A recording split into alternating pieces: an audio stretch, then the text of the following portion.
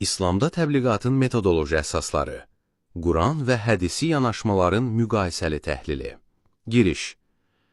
Dinin cəmiyyətə təqdim edilməsi və ya başqa sözlə desək, dini təbliğ prosesi təkcə dini biliklərin ötürülməsi deyil, həm də kompleks metodoloji, psixoloji və sosioloji çərçivədə təhlil edilməli olan çoxşaxəli bir fəaliyyətdir. Təbliğ prosesi yalnız informasiya çatdırmaqla kifayətlənməməli, həmçinin dinləyicinin idraki, duyğusal reaksiyaları və qəbul mexanizmləri nəzərə alınmalıdır. Doğru metodoloji yanaşma insanlarda dini dəyərlərə qarşı maraq və qəbul hissinə gücləndirdiyi halda, zəif əsaslandırılmış və qeyri-mötəbər təqdimatlar bu dəyərlərdən uzaqlaşmaya səbəb ola bilər. Bu kontekstdə, İslamın təbliğində əsas iki metodoloji yanaşma diqqət çəkir. Quran əsaslı təbliğ və hədislərə istinad edən təbliğ forması. Aşağıda bu iki yanaşma elmi və nəzəri çərçivədə müqayisəli şəkildə təhlil olunacaqdır. 1. Qurani Kərim ayələrinin təbliği. Vahid və ilahi mənbəyə istinad. Qurani Kərim İslamın təməl və dəyişməz mənbəyi olaraq bütün İslam firqələri tərəfindən qəbul edilir. Bu universal qəbul Qurana əsaslanan təbliğat modelini metodoloji baxımından daha güvənilir və təsirlidir. Quran ayələrinə birbaşa istinadla aparılan təqdimat dinləyicidə həm intellektual maraq, həm də mənəvi təsirlənmə yaradır. Allah Quranda belə buyurur formasında edilən çıxışlar, təqdim edilən arqumentin ilahi mənbəyə əsaslandığını göstərir və bu səbəbdən də qəbul potensialı yüksək olur. Bundan əlavə, Qurani Kərim vahid və redaktə olunmamış bir mənbə olaraq, bütün müsəlman dünyasında legitimliyini qoruyur. Bu səbəbdən də Qurana əsaslanan təbliğ prosesində fikir ayrılıqları və epistemoloji şübhələr minimal səviyyədə olur. Belə bir təqdimat modeli dinləyicinin psixoloji müqavimətini azaltmaqla yanaşı, onu şəxsi şəkildə Quranı oxumağa və öyrənməyə təşviq edir. 2. Hədislərin təbliği, mötəbərlik və etimad problemi.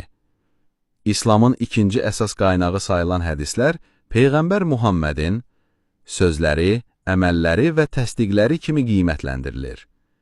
Hədislər şəriətin mühüm komponenti sayılmaqla yanaşı, təbliğ prosesində tez-tez və Quran ayələrindən daha çox istinad olunan mənbə kimi çıxış edir.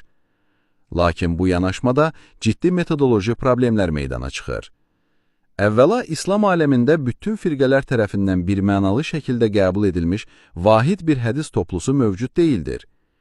Mütəxəssislər arasında hədislərin səhih, zəif və ya uydurma olub-olmaması məsələsində fərqli qiymətləndirmələr vardır. Bu səbəbdən dinləyiciyə Peyğəmbər belə buyurmuşdur şəklində təqdim olunan hədisin doğruluğu barədə şübhələr yarana bilər və bu da təbliğatın təsirini azalda bilər. Belə yanaşma dinləyicidə epistemoloji qeyri-müəyyənlik və mənəvi etimadsızlıq yaradır. Çünki o, Quran ayəsindən fərqli olaraq təqdim edilən məlumatın obyektiv və dəyişməz mənbədən gəldiyinə əmin ola bilmir. Bu isə dini məzmunun qəbul edilməsində maneələr yaradır. 3. Təbliğ probleminin ümumi analizi, məzmunun və mənbəyin seçilməsi.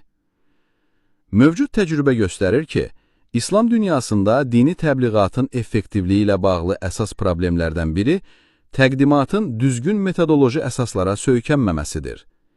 Bir sıra din xadimləri Qurani Kərimi ya tam şəkildə mütaliə etməmiş, ya da onun ayələrini səthi formada mənimsəmiş şəkildə təbliğat fəaliyyətinə başlamışdır.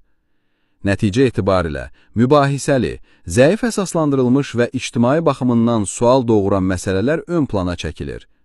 Qeyri-şərtsiz qəbul ediləcək universal prinsiplər, Quran ayələri isə arxa plana keçir. Xüsusilə hədislərin çoxluğu və fərqli dəyərləndirmə sistemləri insanlarda dini sistemə qarşı ümumi inamsızlıq hissi doğurur.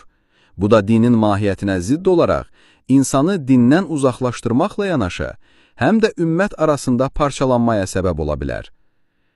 Nəticə və tövsiyələr.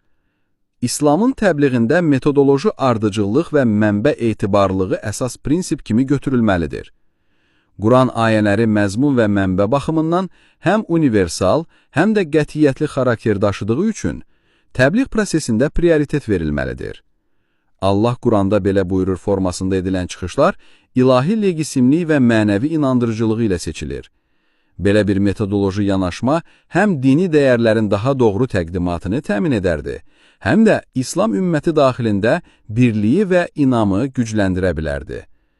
Elmi nəticə: dini təbliğdə Quran ayələri ilə yanaşma həm psixoloji qəbul, həm də epistemoloji legitimliyi baxımından üstünlük təşkil edir. Buna görə də İslam təbliğatının əsas strategiyası Quranın mərkəzə alınması ilə strukturlaşdırılmalıdır.